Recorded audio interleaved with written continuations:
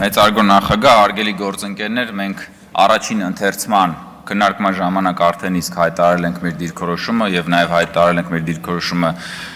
քվեարկությամբ, սա քաղաքացիական նախաձեռնություն է, որի վերաբերյալ ըստ էության եւ գլխադասային հանձնաժողովը եւ մենք մանրակրկիտ արտահայտել ենք կառավարության եւ խորհրդարանական մեծամասնության վերաբերմունքը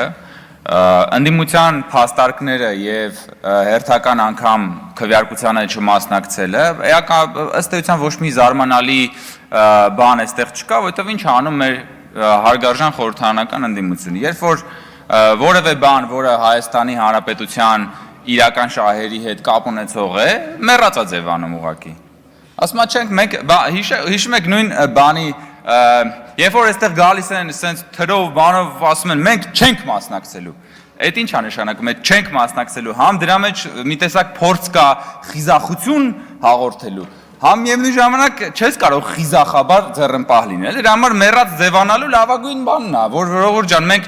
մենք չենք տեսնում սա։ Ես ուզում եմ հիշեցնել, որ երբ որ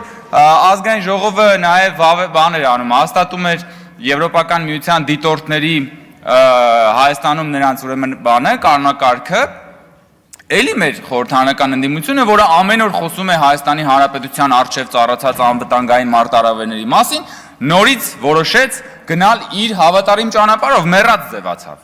Եվ հիմա էլ ընդ որում արդեն խաղաղության համաձայնագրի կոնտեքստում քննարկումների ժամանակ այս նույն ընդդիմությունը պաշտպանում է եւ մեղադրում է մեզ, այ թե դուք Եվրոպական միության դիտորդներին ուզում եք հեռացնել եւ իրենք սկսել են հիմա էլ պաշտպանել են ինչը որ քննադատում էին երկար ժամանակ։ Հարգելի գործընկերներ, դուք ուղղակի խճճվել եք ձեր իսկ